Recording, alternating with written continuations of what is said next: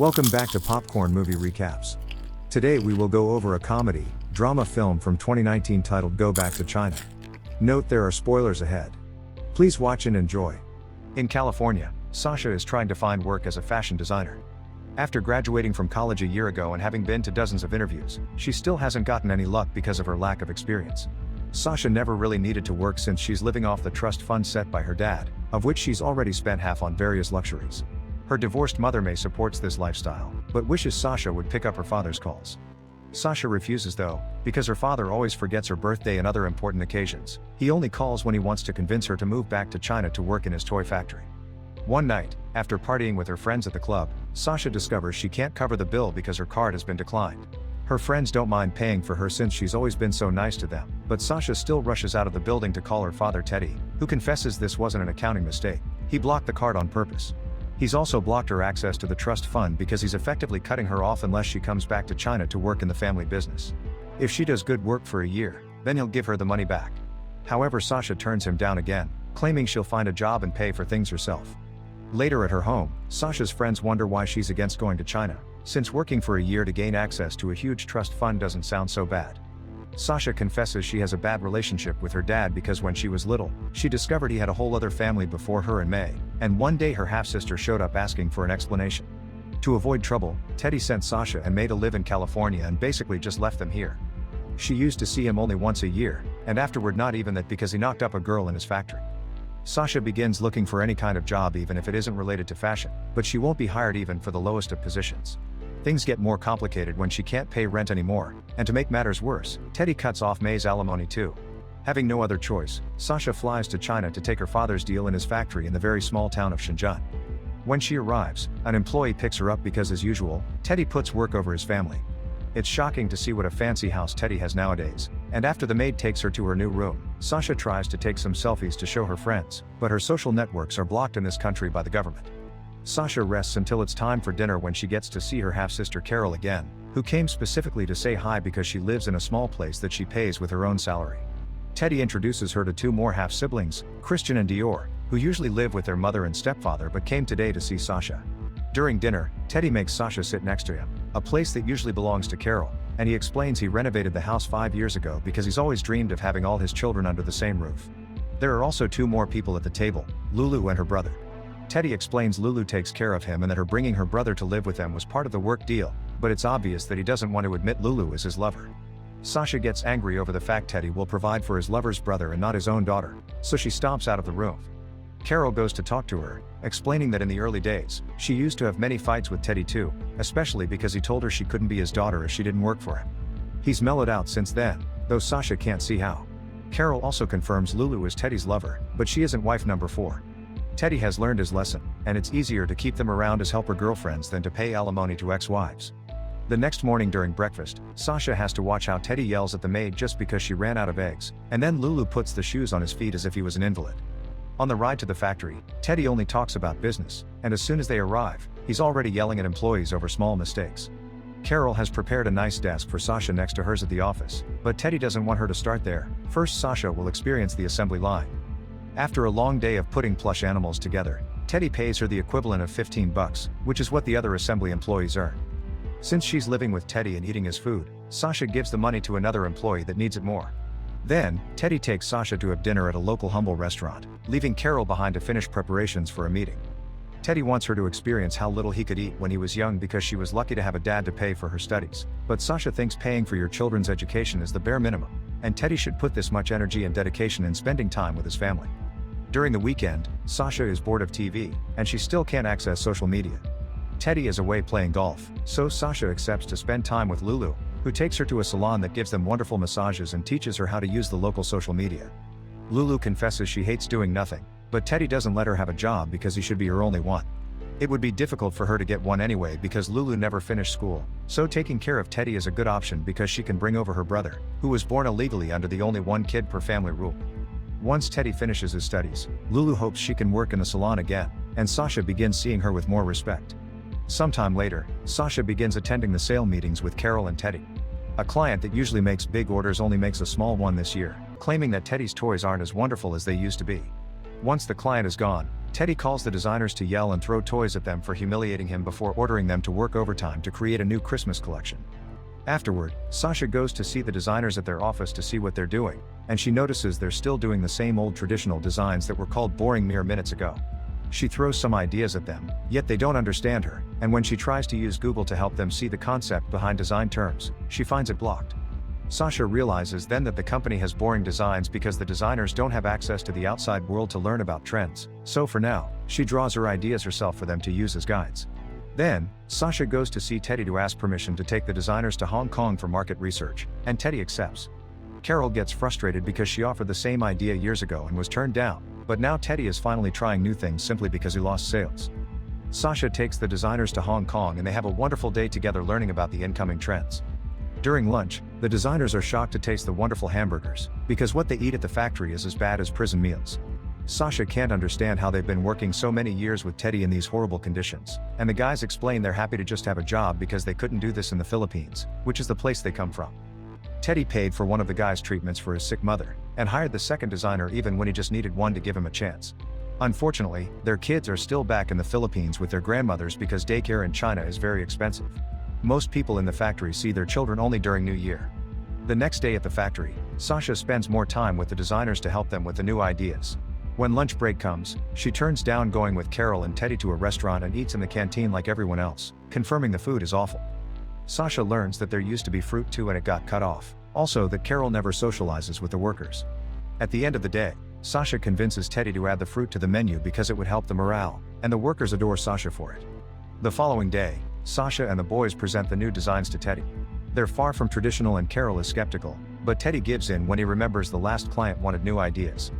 During lunch, Carol expresses her worries over the incoming production, and Teddy explains he needs to take the risk because success is only proven if he can pass a thriving business to his children.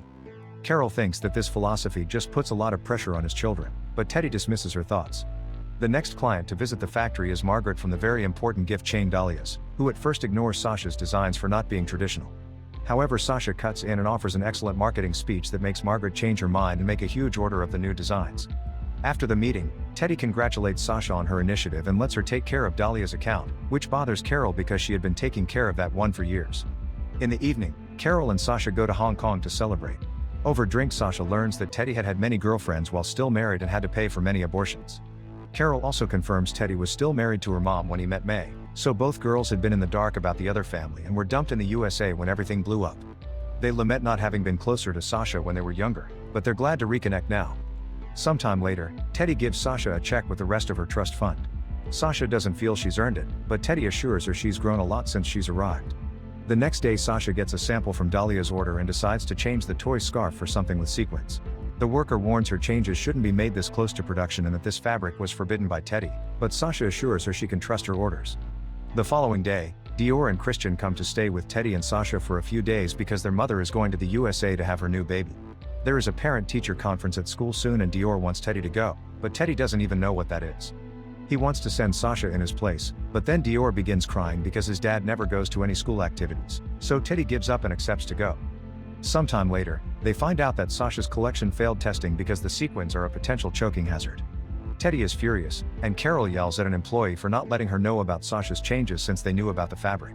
However, Sasha defends the workers, since it was her mistake, not theirs, angering Carol too by comparing her attitude to Teddy's.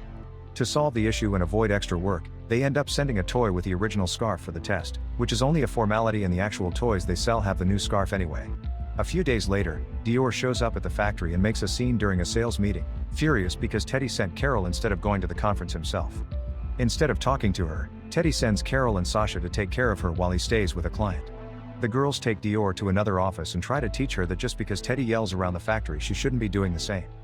Dior doesn't care because she hates Teddy for having paid the judge to win custody, yet he sent the kids back to their mom after a month of living with them. Sasha and Carol share their own awful experiences and teach Dior not to let the divorce define who she is. Suddenly, Teddy shows up in the office while arguing with Dior's mom on the phone, telling her she raised a monster. Sasha and Carol come in Dior's defense, pointing out she feels neglected and that Teddy already ruined 2 families so he shouldn't repeat the same mistakes. Then, the girls leave to let Teddy make up with Dior. Sometime later, the factory receives bad news from Dahlia's. A kid choked on the sequins and the entire stock had to be recalled, including the toys with no scarves.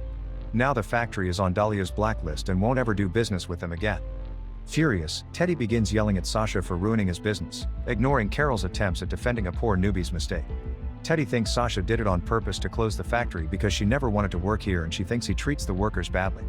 Just for this, Teddy is canceling the bonuses and nobody is going home for the holidays. This way they can cover the lost cost.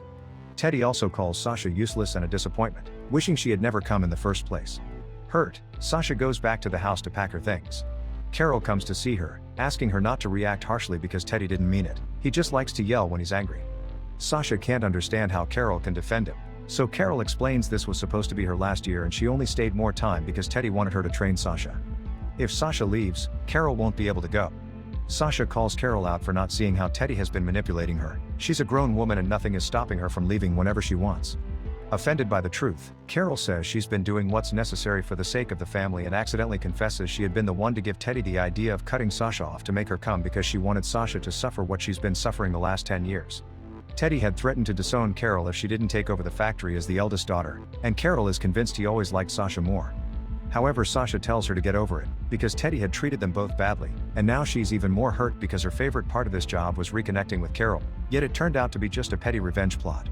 After saying goodbye to Dior and Christian, Sasha returns to the USA in tears. For now she'll be staying with her mother, and for a few days, she does nothing. Depression hits her hard, especially because she feels guilty about the workers having lost their vacation. She had started to like it in China, and she doesn't know where to take her life next. When she's finally strong enough to leave the house, she finds the toys she designed in a store and buys a couple before they're thrown away because of the choking hazard. Teddy tries to call her but Sasha won't pick up. She also doesn't reply to her friends' messages because she isn't in the mood to go out. Meanwhile in China, Teddy won't talk about anything other than how to find a way to replace Dahlias as clients.